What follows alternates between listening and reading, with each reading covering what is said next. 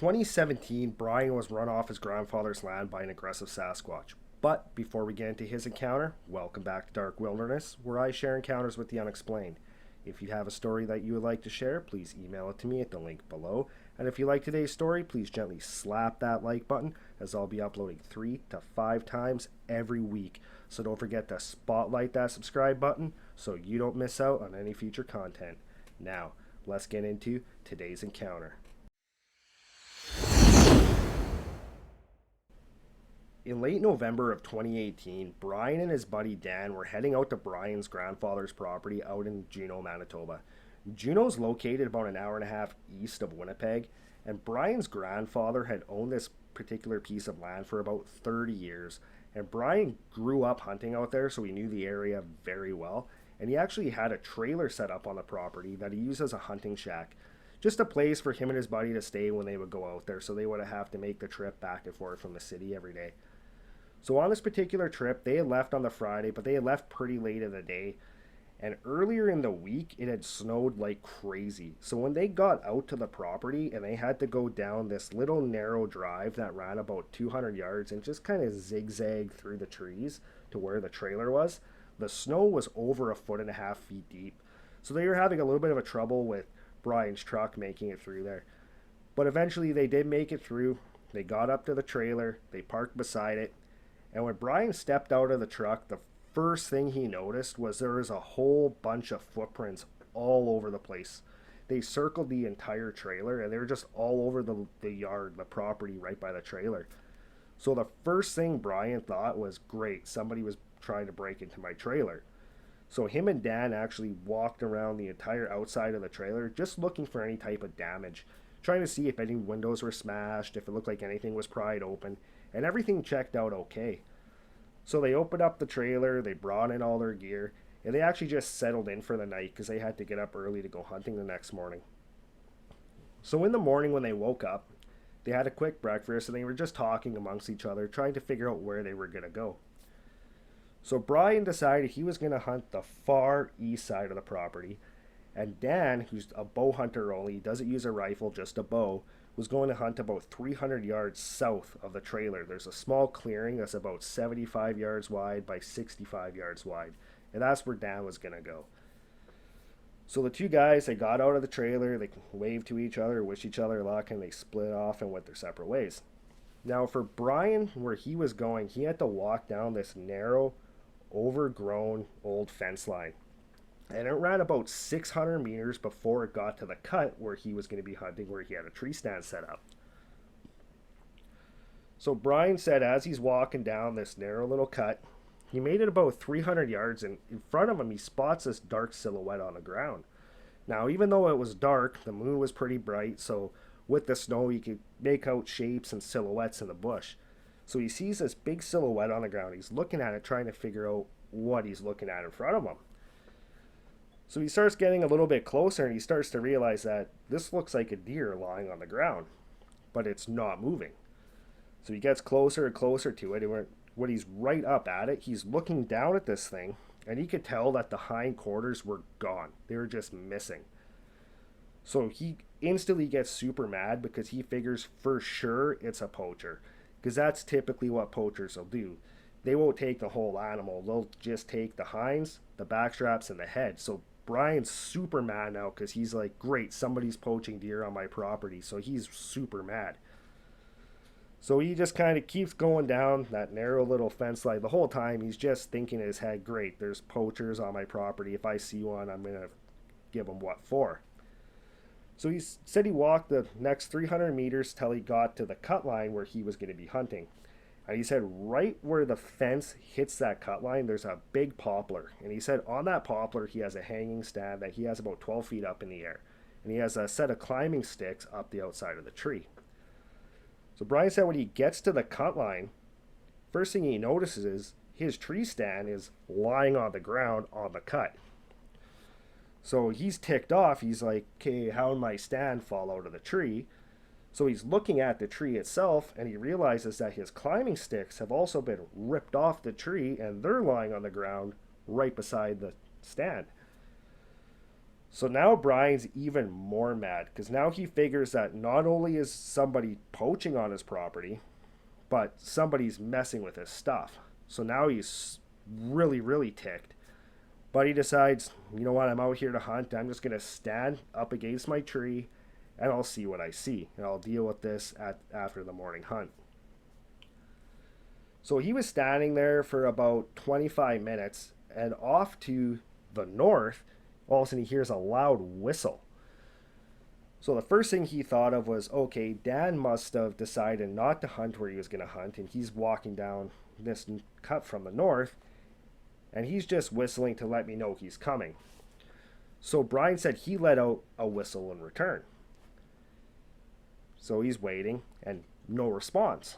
So he figures that's kind of strange, so he lets out another whistle.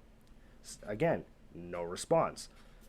So now he decides he's just going to take out his radio and radio Dan to find out where he's going, because obviously he's coming towards them. So he pulls his radio out of his jacket, radios over to Dan to ask him where he is. Dan comes back over the radio and tells him he's in his tree stand where he said he was going to be.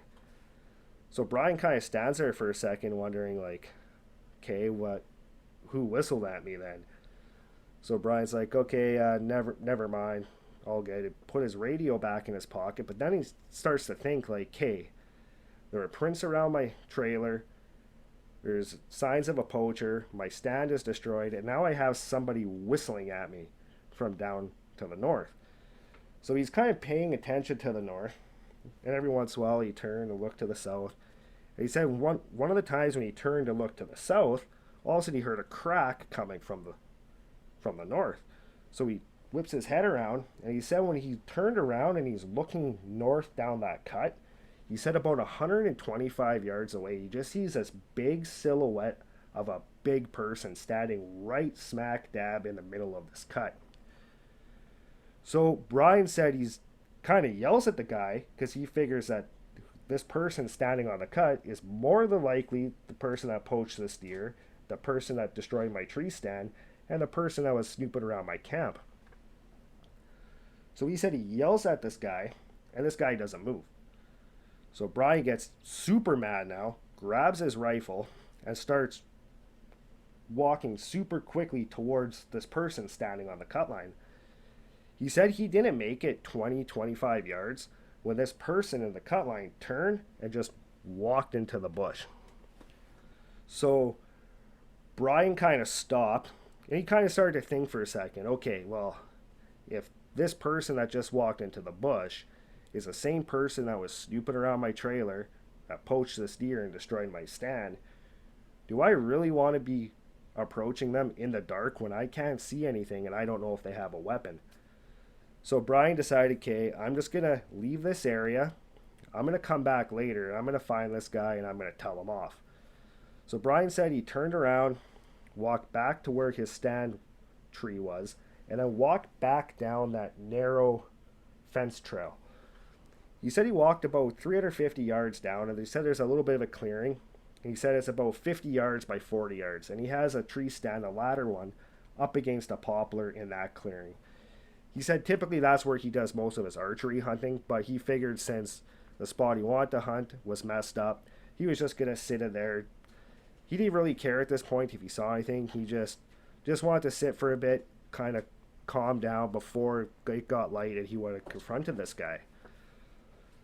So he climbed up in that tree. He said he sat there for about an hour. So when it was fully light, he said he climbed down, started to walk towards that skinny little fence line again, and he said he decided he was going to call Dan just to let him know, hey, I'm going to go confront this guy. So he pulls out his radio, radios his buddy, and his buddy actually came back over the radio and said, hey, I actually shot a deer with my bow, I'm tracking it right now, why don't you come give me a hand and then we'll both go together and we'll find this guy. It's probably not a good idea to go try to find him in the woods all alone, because you don't know if he has a weapon, and if this guy is doing all this stuff, it's probably not the best person to be confronting in the middle of nowhere. So Brian agreed and just said, okay, I'll come help you, and then we'll go deal with this guy. So Brian walked all the way over to where Dan's stand was in that small clearing, and when he approached the clearing, First thing he noticed was Dan's footprints heading south into the bush along a blood trail. So he followed the blood trail down, met up with Dan, and they actually ended up having to track this deer a super far away. It was a bad shot, and they had to track it about 2 miles. So by the time they actually found the deer and dragged it back to the clearing, it was already getting pretty late in the day. So Brian said, I'm just going to go grab the quad from the trailer and we'll pull it back. So Brian walked the 300 yards back to camp, got his quad, came back. They hooked the deer up and they brought it back to camp. They hung it up he has a big workshop shed with no door on it, just a big open space, just somewhere where they could go in there and process a deer without being hit by the elements, the wind, if it's snowing or the rain. So they hung it up in this shed. And then they were talking like, hey, well, it's only about an hour and a half before dark. Like, what are we going to do? We probably shouldn't go try to find this guy now. We'll just report him to the RCMP and make a statement and see if they have any idea who this might be.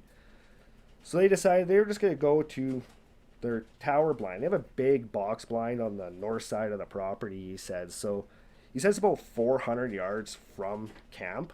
So they made their walk the 400 yards over to this big box blind. They climbed up. They settled in for the evening hunt for the last hour and a half. He said they didn't see anything. So right when it got dark, they decided, okay, it's time to head back to the trailer. So they grabbed their stuff, climbed out of the stand, and they started walking back towards camp. He said they had only walked about 150 yards, and then from behind them, all of a sudden he heard that same whistle that he heard in the morning. So he said instantly his blood pressure went up, and he was just in fight mode now, because now he knows that this guy's just messing with him and he's going to give him what for. So he spins around, and same with Dan, and they see this silhouette of this big guy standing about 125 yards away again. So Brian just starts aggressively walking straight towards this shadow in front of them. He said when he got about 50 yards from this person, he all of a sudden realized, wow, this guy's big. This guy's huge. So he stopped, and he said he took out his flashlight and shone it directly at this guy. And he said when he pushed the button on his flashlight, he said his heart just stopped. He said standing in front of him was this creature that was 8 feet tall, completely covered in hair, and just built like a bodybuilder. He said when he saw this creature in his headlight, he said he just turned and just started running straight for Dan. He said when he got to Dan, Dan turned around and they both just ran all the way back to the trailer the whole rest of the way. He said they didn't look behind them once. He said when they got to the trailer, they jumped into the truck. He said he fired it up and he just floored it down that driveway all the way towards the gravel road. And he said as they were going down that driveway, he looked up in the rearview mirror and this thing was running after his truck. He said he just put his foot to the floor, hit the gravel road, and he said they just booked it all the way back to Winnipeg. The next day, they actually ended up going back. They went back though with 2 more buddies because they wanted to go get Dan's deer. They wanted to get all their stuff out of the trailer. Brian said when they got back to camp, Dan's deer that was hanging in that shed was gone. He said his trailer, he said the door was just mangled. Nothing inside the trailer was touched. He said it almost looked like somebody was like beating on the side of it. So he said they just got all their stuff and they loaded it up in the truck and they headed back to Winnipeg. Brian said he has not been back out there since, and he said that when he told his grandfather about this, his grandfather actually told him that he too had some encounters with these creatures, and Brian's grandfather had almost the identical experience. He was out hunting and he heard these whistles. He whistled back, and then this thing came out and actually chased him off the property as well. Brian's advice is if you're ever in the woods and you hear a loud whistle, he said don't whistle back. He doesn't know if whistling back makes these things aggressive or what, but he figures that's what triggered this one. His advice is if you do encounter one of these things, he said try not to make any contact with them. Don't try speaking to them. Don't look at them. He said just turn around, keep your head down, and just slowly walk out of there. Well, that's it for today's encounter. I just want to take a second just to thank everybody for your support. It's been awesome. And I just want to say thank you for coming back, and I'll see you next time.